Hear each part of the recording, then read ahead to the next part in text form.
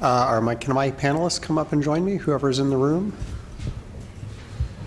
Hi, I am David Malakoff. I come from the, I guess you'd call it perhaps the legacy piece of this whole puzzle of communicating science to the public. I'm part of what would be the old gatekeeper model, right? A group of editors and reporters who we decide what's important and what our readers and viewers should know. And it's, of course, a model that's under tremendous stress and strain these days. We have a really eclectic and broad panel today. Hello, I'm sorry I didn't get to meet many of my panelists. Their biographies are in your packets and online, so I'm only going to introduce them briefly. And I guess I would just ask, raise your hand when I mention your name so we don't have to do this in order. John Burris is president of the Burroughs Wellcome Fund, a major funder in the area, and has a very prestigious background as a college president and other things. Kei Koizumi, my former colleague at the AAAS here in Washington, is now at the Office of Management and Budget, which is the part of the White House. Office of Science and Technology and Policy. I get my O. Once I get that first O out, I forget which part of the White House I'm talking about.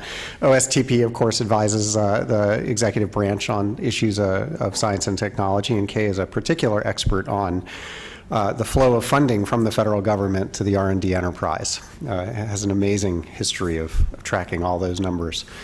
Kai Lee is not, he's on the phone. Kai, are you on the phone? Can we hear him? I am. Ah, good morning. Okay.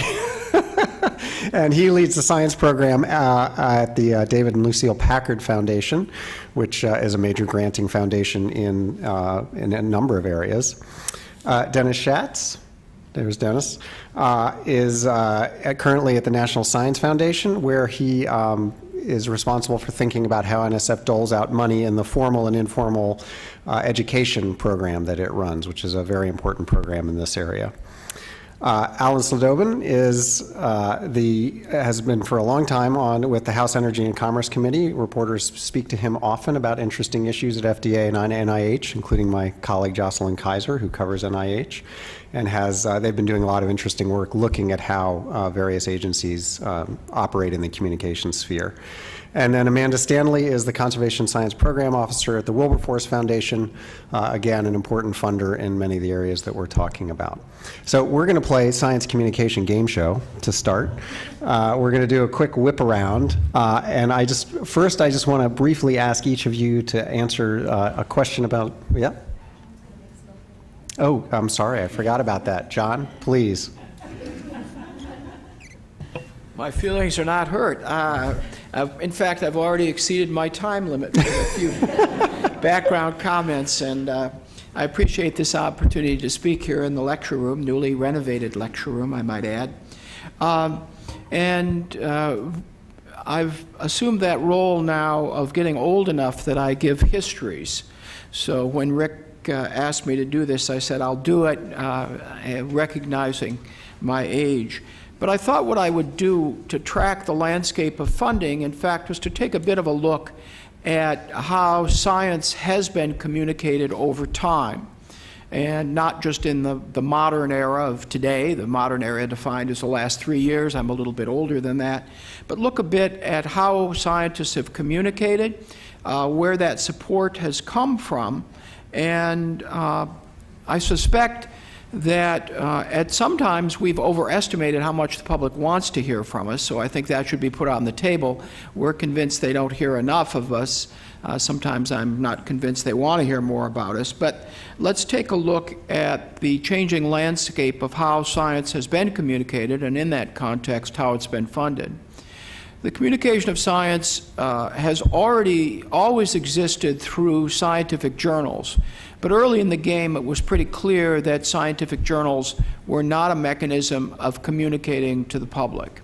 Science is communicated in journals within our fraternity of scientists. We understand what are in the journals in some cases, and that's the way we communicate with each other. But it was pretty clear from the beginning that there was little communication filtering from the journal to the public. But back in the early 19th century, there was a wave of interest in science, and it was fed by the discoveries that were in those journals and a recognition by those scientists that there was interest on the part of the public. And so there were a series of general lectures.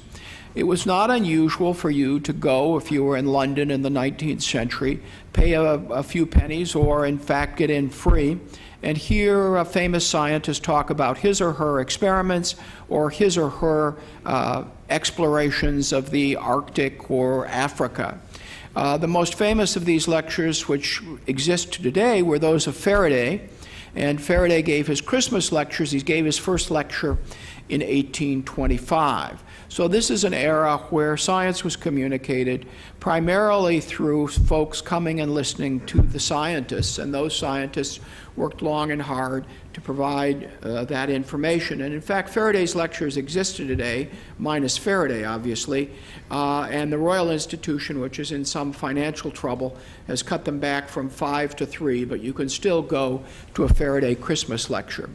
At the same time, newspapers began to cover science. There was interest, particularly science as exploration. People were interested in traveling to the far ends of the earth, and so there was coverage there. So we have funding, in a way, indirectly from the public through the purchase of newspapers. So we had lectures, we had newspapers, and that was the primary means of communication well into the 20th century.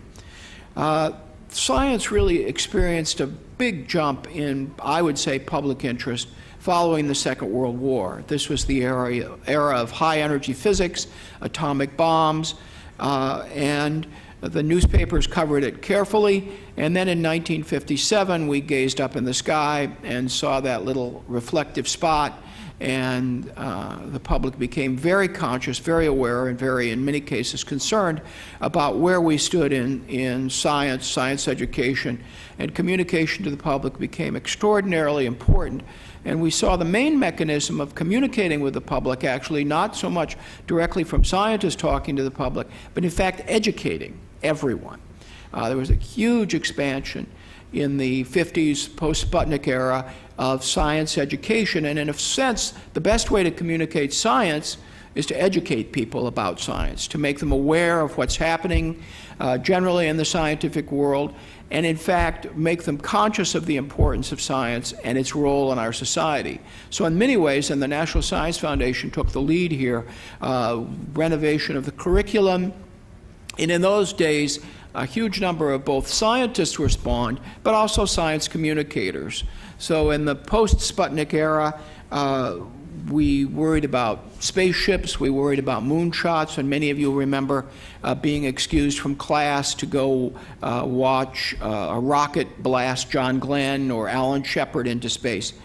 At that time, newspapers were a primary mechanism of communicating science, still less so the scientists themselves, but television was starting to replace newspapers. And here again, the source of funding is advertising and how we pay for newspapers or how we pay for television.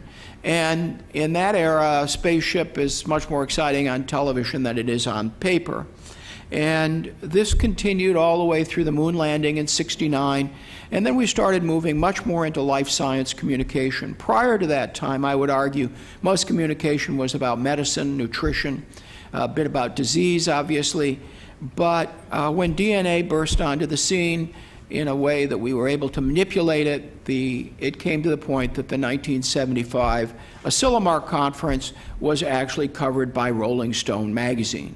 So this was an opportunity where biological scientists, not just docs, but actually biological scientists, were thrust into the spotlight as communicators, and people such as Paul Berg and Maxine Singer emerged from that as very articulate spokespersons for that. How was it funded? Well, it was funded, of course, directly through the newspapers, television, but then we had a little burst of activity of magazines. There was a feeling that we could communicate science through magazines, and there was a market.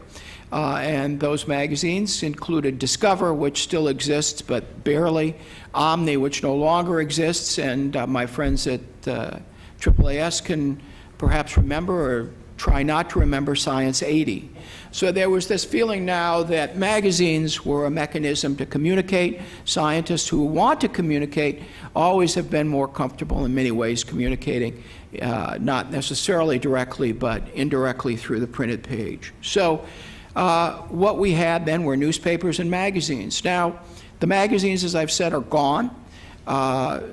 The newspapers remain, but have become less and less a source of serious science. Science pages and science editors disappear as newspapers fade in importance. It's quite clear to me that sports will always trump science. So if you're a sports writer, if you're a science writer now and have a newspaper career in mind, I recommend that you think a little bit more about sports and a little less about science. But that said, we now see a replacement of the newspapers by an assortment of electronic media, whether you're Twittering or you're blogging, whether you're communicating in some mechanism which includes the National Public Radio. NPR has one of the best groups which cover science, still on television, but there, of course, most of the science communicated will be around areas such as medicine, nutrition, and global climate change.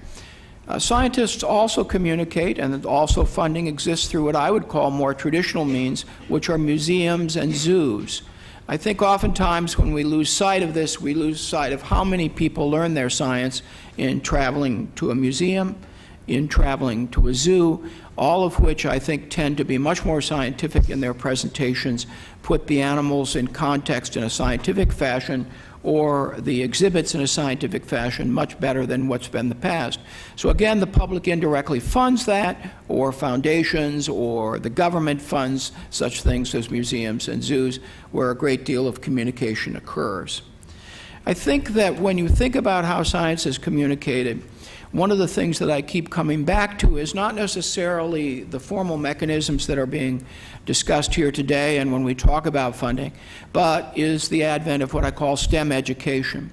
Ultimately, as STEM education has grown in I would hope, importance, but certainly is used in a much broader sense, and most legislators understand it, most people understand, our young people have to know about science, technology, engineering, and math in order to do well both in an intellectual sense, but also well economically. So I think a lot of science communication is not some scientist standing up in front of an audience and communicating, but the communication of enabling a well-educated general public who can separate the flim-flam from the scientific, can ask questions even if they don't know the details of it.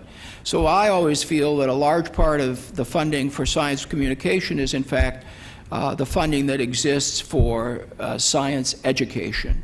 The better educated our public, the better able they are to understand what is going on, and when things are communicated, the better able they are to sift and winnow and discern what makes sense and what doesn't make sense. So we have science education as an important part of it.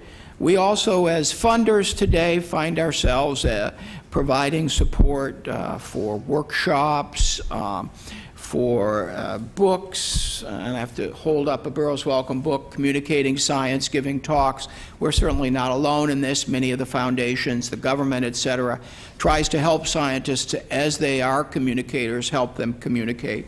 We continue to fund general science education.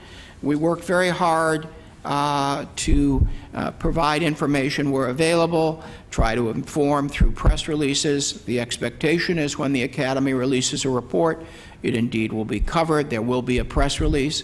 We have organizations, wonderful advocacy organizations such as Research America, and Mary Woolley is here today, so I offer my congratulations to her. And she works very hard to emphasize the need to communicate to the public as a means of garnering their support, because ultimately the science that we communicate is intellectually intriguing, has value to society, but also ultimately we have to persuade those individuals that the funding for science is important, and that will only come if we're able to effectively communicate the importance of that science here in the United States and throughout the world. So I think that the media, I think the mechanisms will change to some extent, both for funding and how the science is communicated. There's no certainty that the blog of today will be of any importance in 20 years, any more than Science 80 is of importance 30 years later. after its attempt as a news magazine. I think scientists want to communicate their findings. I think in many cases they don't know how to do it.